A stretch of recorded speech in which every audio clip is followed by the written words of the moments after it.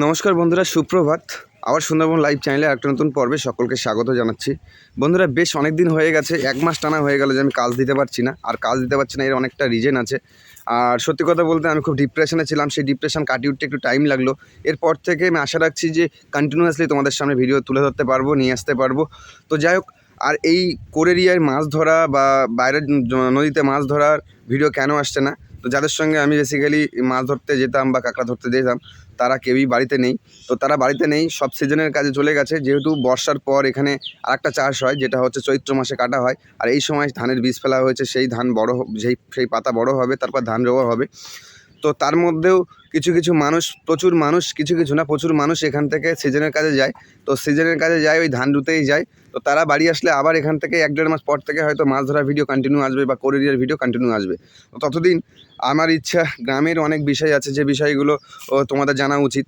এবং আমার একটা পরিবার আছে, আমি এখন আমার পরিবারের কাউকে সেইভাবে দেখাইনি। শুধু আমার মাকে হয়তো দেখেছো, বাবাকে হয়তো কম বেশি দেখেছো, কিন্তু আরও একজন মানুষ আছে আমার স্পেশাল মানুষ, তাকেও আমি দেখাতে চলেছি। তো খুব তাড়াতাড়ি তাকেও আমি দেখাবো তোমাদেরকে। তো যাই হোক বন্ধুরা, আজকে থেকে খুবই ইচ্ছা কাজ কন্টিনিউ করার। আর সবথেকে বড় একটা ইচ্ছা আছে বন্ধুরা, এই চ্যানেল থেকে যদি আমি কোনো দিন ইনকাম পাই, এই ইনকামটা আমার ব্যক্তিগত কাজে কখনোই লাগাবো না। কারণ আমার একটা ইচ্ছা আছে, আমাদের গ্রামের এখানে প্রচুর মানুষ আছে, প্রচুর পরিবার আছে, যে পরিবারে একটা করে মানুষ নেই কেন সেটাই হচ্ছে প্রশ্ন। যে বাঘে ধরা, কুমিরে ধরা, এরকম অনেক পরিবার আছে, সেসব পরিবারে অনেক কষ্ট যায়, দুঃখ যায়, যন্ত্রণা যায়, যাদের পরিবারের আর কেউ হেল্প করার মতো কোনো মানুষ নেই। তো আমার ইচ্ছা আছে আগামী একটা দিনে তাদের পাশে দাঁড়ানোর।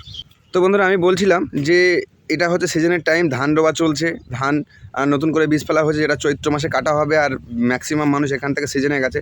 তো এখান থেকে তোমরা দেখতে পাবে, একবার তোমাদেরকে দেখালে তোমরা বুঝতে পারবে যে এইটা হচ্ছে আমাদের ধান ক্ষেত।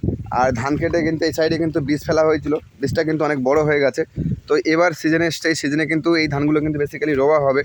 আর এদিকে দেখতে পাচ্ছ মাঠে পুরো অল্প অল্প জল, কারণ কালকে থেকে সেই মোটরে জল তুলে আজকে মাঠটা পুরো আর কি মজিয়েছি। এরপর থেকে টিলিয়ার আসবে, টিলিয়ার আসার পর তো চাষ হবে। আসার পরে আস্তে আস্তে পুরো ক্ষেতটা রেডি করা হয়ে গেলে তারপরে বাঁশুই দিয়ে তারপর আর কি আমাদের ধান রোয়ার কাজ শুরু হবে। তো এটাই হচ্ছে গ্রামের কাজ। আর সবথেকে বড় কথা যে আজকের এইটা দেখানোর মেন মোটিভ এটা, যে আমি তোমাদেরকে ঠিকভাবে বলে বোঝাতে পারছিলাম না যে কাজ কেন আসছে না। অনেকে আমাকে কমেন্ট করছো, অনেকে আমাকে জিজ্ঞাসা করছো যে দাদা কাজ আসছে না কেন। কিন্তু নতুন কাজ বের করাটা খুব চাপের ব্যাপার হয়ে যাচ্ছে, যেহেতু আমার কোরেরিয়ার ভিডিও আসে, আমার বাইরের নদীতে মাছ ধরার ভিডিও আসে। আর বাইরের নদীতে মাছ ধরাটা কোনো ব্যাপার না, তবুও এখন আমার কাছে অনেক বড় ব্যাপার। কারণ এখানে যারা আর কি কোরেরিয়াতে মাছ ধরতে যায়, তারা কেউই বাড়িতে নেই। তো সে কারণেই হচ্ছে চাপ হয়ে যাচ্ছে। তো যাই হোক, আলটিমেট গ্রামের অনেক বিষয় আছে, যে বিষয়গুলো তোমাদের সামনে তুলে ধরতে পারবো।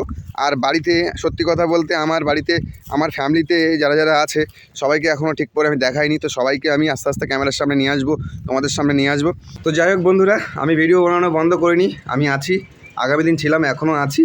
আর খুব টেনশানে ছিলাম, টেনশানটা অনেকটা কাটিয়ে উঠেছি। এরপর থেকে রেগুলারিটি মেনটেন করে আবার কাজ আসবে। আর আগামী দিন যেভাবে আমাকে ভালোবাসা দিয়েছিলে, সাপোর্ট দিয়েছিলে, ঠিক একইভাবে আমাকে ভালোবাসা সাপোর্ট দিও। আমি আগামী দিন যেন আরও ভালো কাজ নামাতে পারি। সো আজকের ভিডিও এখানে শেষ করছি।